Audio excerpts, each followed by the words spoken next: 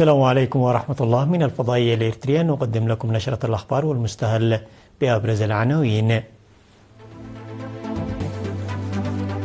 تنظيم حملة لشتل أكثر من 800 ألف شتلة بمديرية عتكليزان. مكافحة الملاريا في مديرية علا برعيد.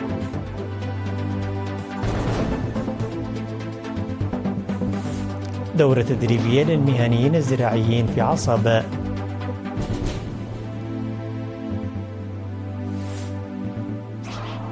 قمة تجمع الرئيسين الأمريكي والروسي في الأيام المقبلة.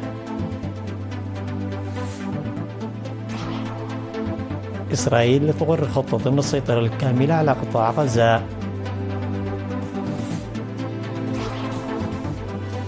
كمبوديا وتايلاند تتفقان على آلية لضمان استمرار وقف إطلاق النار.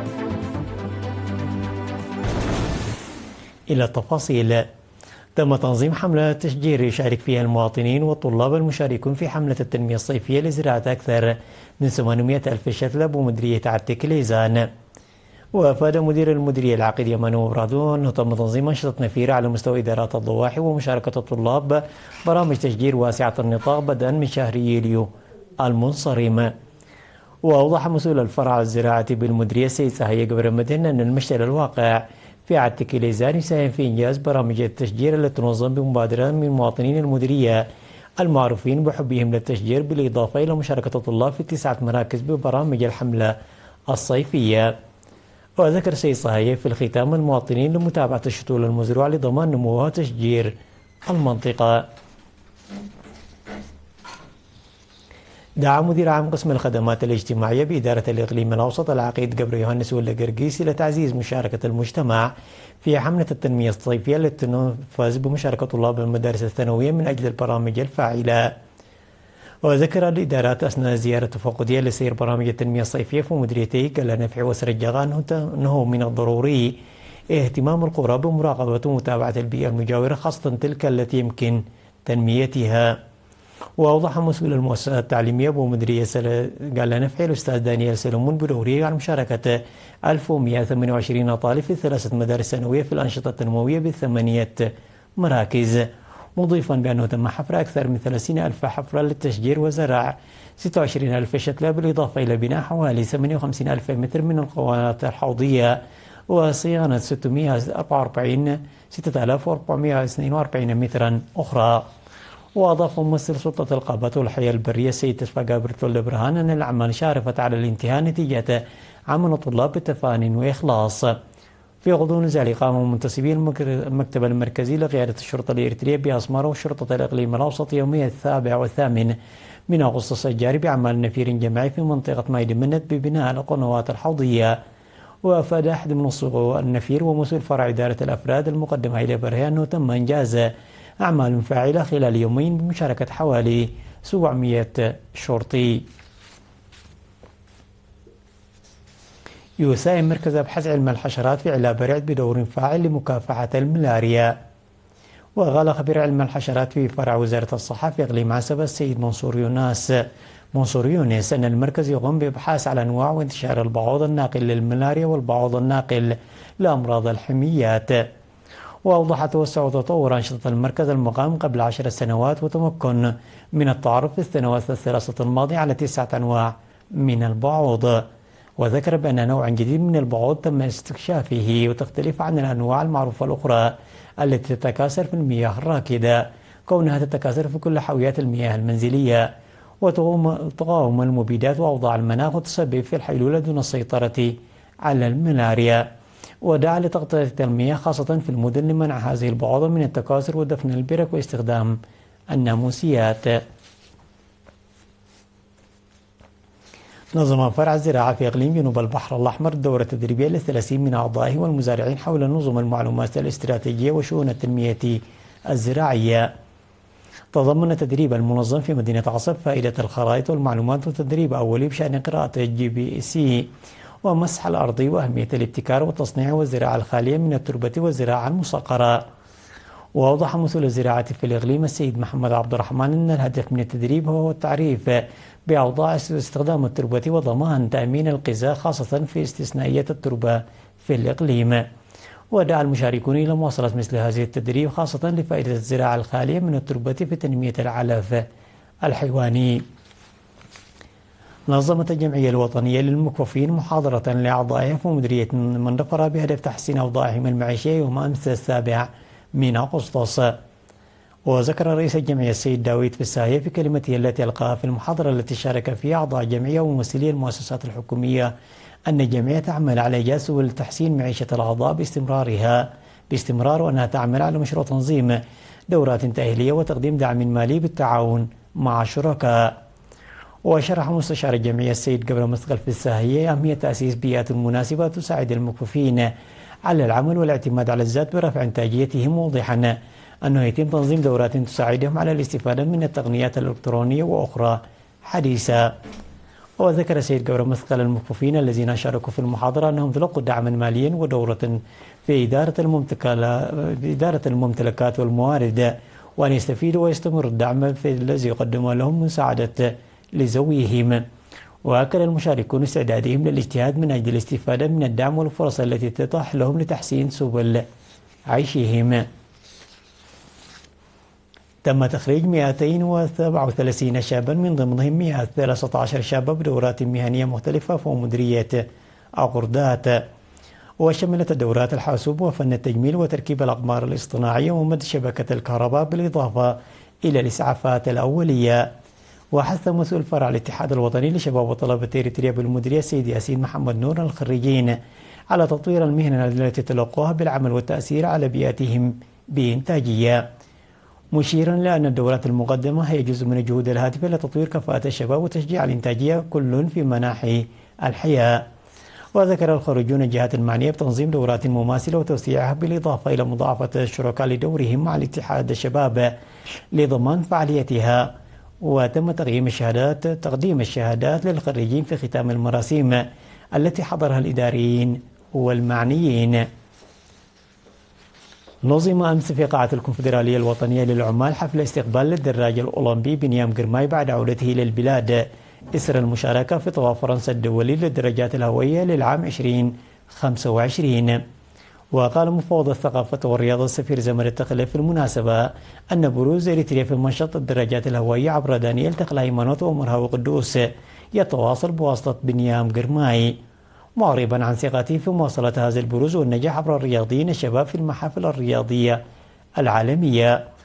وأوضح أنه نتيجة للتأثير الذي خلقه الدراج بنيام جرماي على مستوى أفريقيا والعالم، فإن برامج التنمية التابعة للأمم المتحدة عين الدراج بنيام جرماي سفيرا شرفيا له في إريتريا للتعريف بتقديم التنمية في إريتريا والتأثير الإيجابي على الشباب. وشكر الدراج بنيام جرماي لاستقبال الحافل، مؤكدا بأن التشجيع الجماهيري الذي وجده في جميع الاستحقاقات كان له دافع قوي. الجدير بالذكر بأن الدراج الأولمبي بنيام جرماي الذي توج بالمركز الثاني بالمرحلة الأولى من طواف فرنسا الدولي للعام 2025 انتزع لقب أفضل دراج شاب والقميص الفخري الأبيض باعتباره أول دراج أفريقي يحقق هذا الإنجاز التاريخي في الطواف الدولي. الأخبار العالمية بعد فاصل قصير، تفضلوا بالبقاء معنا.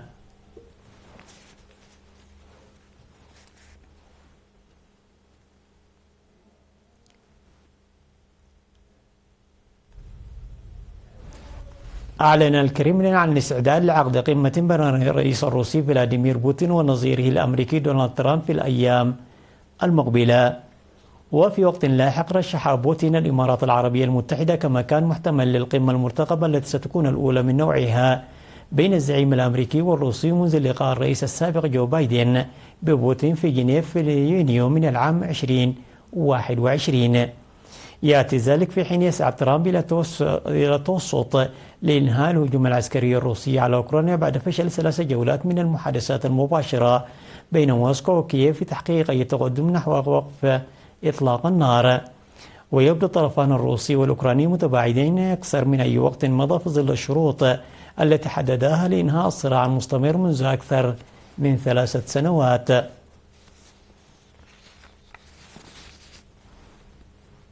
أغر مجلس الوزراء الأمني الإسرائيلي المصغر الكابينة الخطة التي اقترحها رئيس الحكومة الإسرائيلية بنيامين نتنياهو لفرض سيطرة عسكرية كاملة على قطاع غزة، حسب ما نقل صحيفة إيد عارت أرحانوت.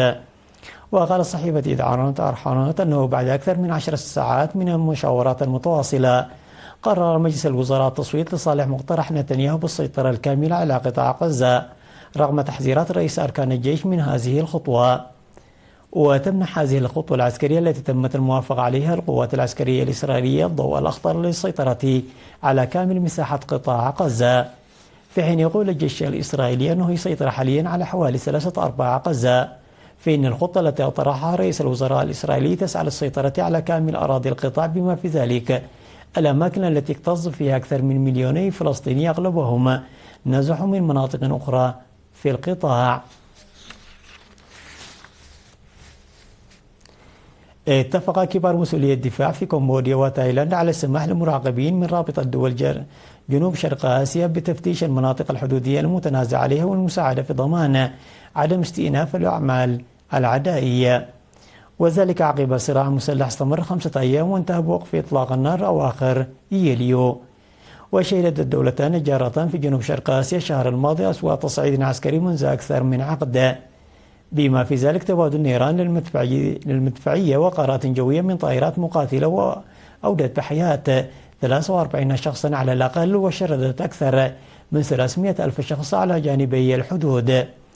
والتقى وزير الدفاع الكمبودي والقائم بأعمال وزير الدفاع التايلاندي في مقر القوات المسلحة الماليزية بكوالالمبور لبحث شروط وقف دائم للأعمال العدائية. وأعلنت تايلاند وكمبوديا في بيان مشترك أنهما ستعقدان المزيد من المحادثات خلال أسبوعين ثم مرة أخرى خلال شهر.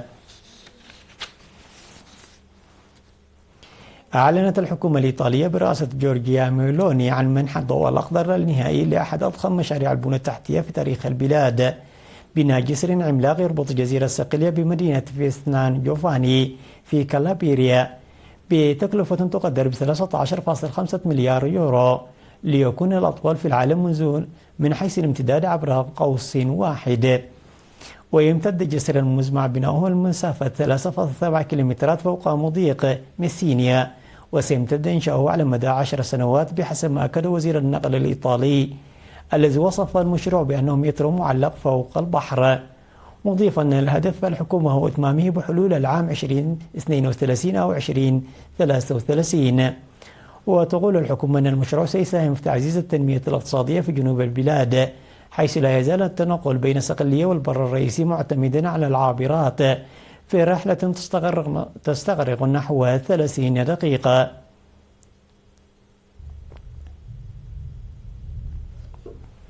عناوين النشرة مرة أخرى: تنظيم حملة للشتل أكثر من 800 ألف شتلة بمديرية عتيق ليزان. مكافحة الملاريا في علا برعيد.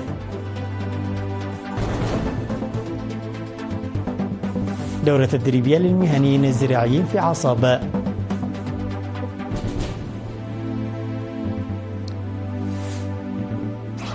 قمة تجمع الرئيس الأمريكي والروسي في الأيام المقبلة.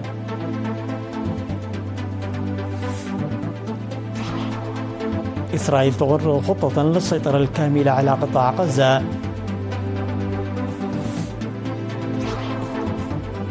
كمبوديا وتايلاند تتفقان على آلية لضمان استمرار وقف إطلاق النار. وصلنا إلى ختام النشرة التي قدمناها لكم من الفضائية الإريترية. إلى اللقاء.